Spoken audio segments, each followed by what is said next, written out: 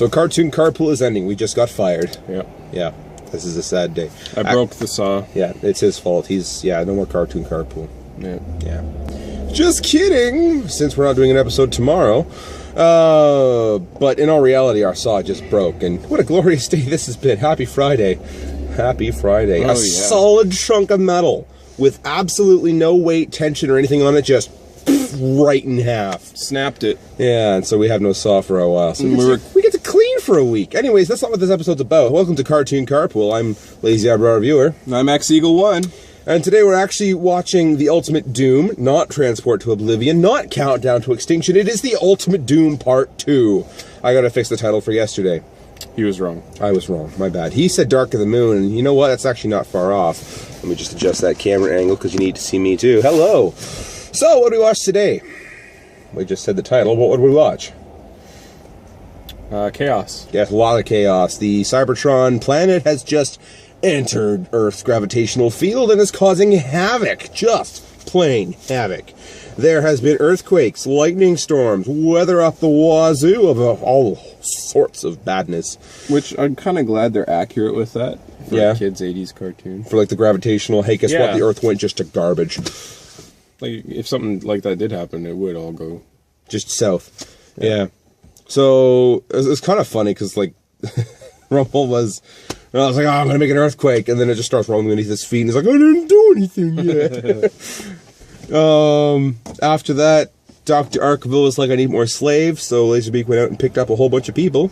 He tried to pick up Spike, but they ended up rescuing him, which is nice. You know, you can't have your main teenage boy under the control of an evil mad scientist. That'd just be weird. Yeah. Yeah.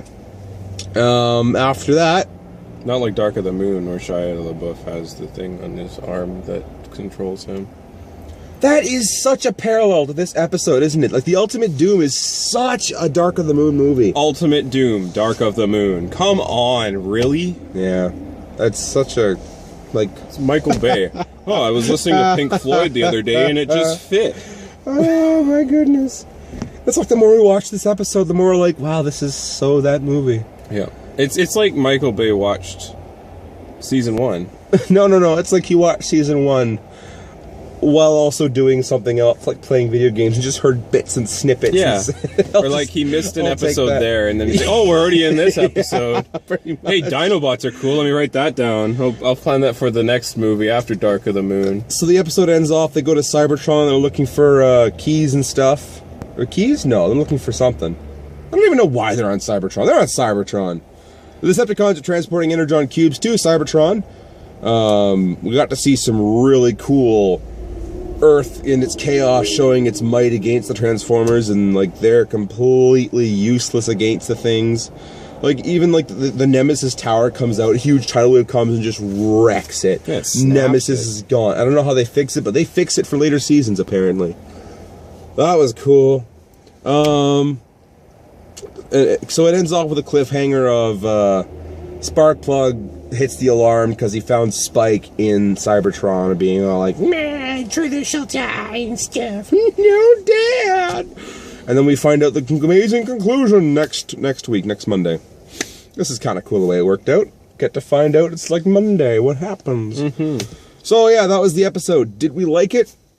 Yeah, it was all right. I mean, like I said, we got to see some really cool things happen. It's still better than Dark of the Moon. It's still better than Dark of the Moon, definitely.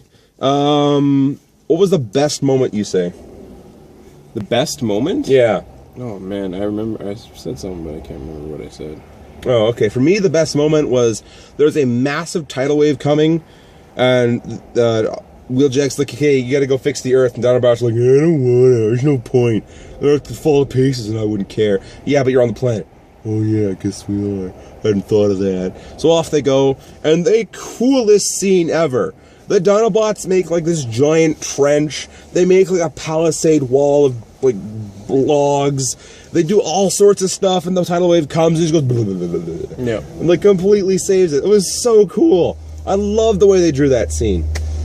I mean, if the Dinobots really wanted to, they could have all just focused fire onto the tidal wave and evaporated it into thin air. They could have done that too, seeing as how things worked last episode. Slag! Slag also just dives into the water and makes a giant tidal wave of his own, which halves the power of the tidal wave, and then that trench halves it again, and then hits the trees, and by that time it's useless and just... Yep. Like this gentle stream. That was really cool, the way they wrote that. I loved it. Here, have you remembered your amazing point yet? No, I'm trying to think of it the whole time you're talking. Oh, no. My ADD kicks in and I start listening to you. And I'm sorry. Back. No, it's fine. Okay, well, I'll just go on to the stupidest moment. The stupidest moment, and the one I laugh at the most, is Spike's just walking up to a group of Autobots, and Optimus is like, no matter what happens, we cannot tell the boy. Tell me what, Optimus? I will proceed to tell you everything I said we must not tell you. It's not like Optimus said, don't tell anyone. He asks, and Wheeljack's like, oh, blah, blah, blah, blah, blah, blah, blah. It's Optimus Prime says, don't tell him. Tell me what? I will tell you. Like, that's so dumb. We have a report that your father is on Cybertron. Yeah, and, like, under control of stupidity and whatever. Yeah. So, I don't know. I had fun with this episode. It's got some dumb moments. It's got some really cool moments. And, yeah. Is there anything else you guys want to say about this episode? I'm all hyped up, man. Our saw just snapped in half. Like, I can't figure that out. No. Under, like, the complete breakage of the laws of physics, our saw broke. And I'm still on a high from that. There had to have been a flaw in the middle. There must have been. Just some, like, metal fatigue or whatever. There's a solid core. Those are our miscellaneous thoughts in this episode. Yeah. The saw broke. The saw broke. Yeah. Anyways, if you got nothing else to say, I'm gonna rate it 4 out of 5. There is other things I want to say though. Well, hurry up and say them. We're already 7 minutes in. I love how Megatron grabs Starscream by the neck and gives him one last That was amazing. chance. Yes, one last warning. This is the only warning I'm going to give you out of the 30 others I've given you so far. Yeah. And we will see more in the future. Oh, absolutely. And, like, Starscream's like, you're such an idiot. But he's an idiot, too, because he's like, hey, Thundercracker, fire on those Autobots. But the wind's against us. We're just going to get torched. Yeah. Fire anyway. Yeah. There's some dumb stuff. What I rated 4 to 5, actually? No, 4 to 6. Because it's not quite 4 to 5, and it's not quite 3 out of 5. It's like a 4 to 6 for me. We're going to go... 3.5. Yeah, it's an armless devastator. That's what I ranked this episode. Armless devastator. It's an armless devastator. It's an armless headmaster devastator. Armless headmaster. But he wasn't a headmaster. Yeah, but he's missing his head. He's missing the prowl part of his body, if you read the comics. And his arms. So yeah, that's what I rate that episode. It was all right. It's a good part too. Yeah. And I'm getting sick of this whole, oh, I don't know what's wrong with my dad.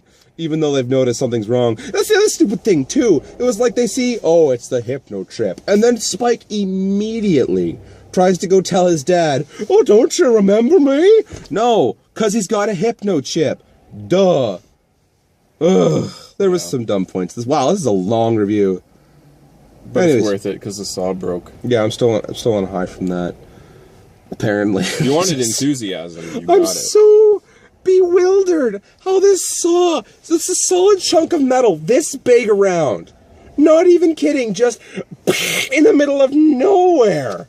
There's not any tension on it. There is nothing. It just snaps. You know what my theory is to why it snapped? Because it's right by where they welded it, so they must have heated it up. Yeah, it's probably a bad weld, I guess. Well, they made it weaker right at that probably point. Yeah, that would do it. Anyway, this has been a long review. You know what? It's fitting for a Friday.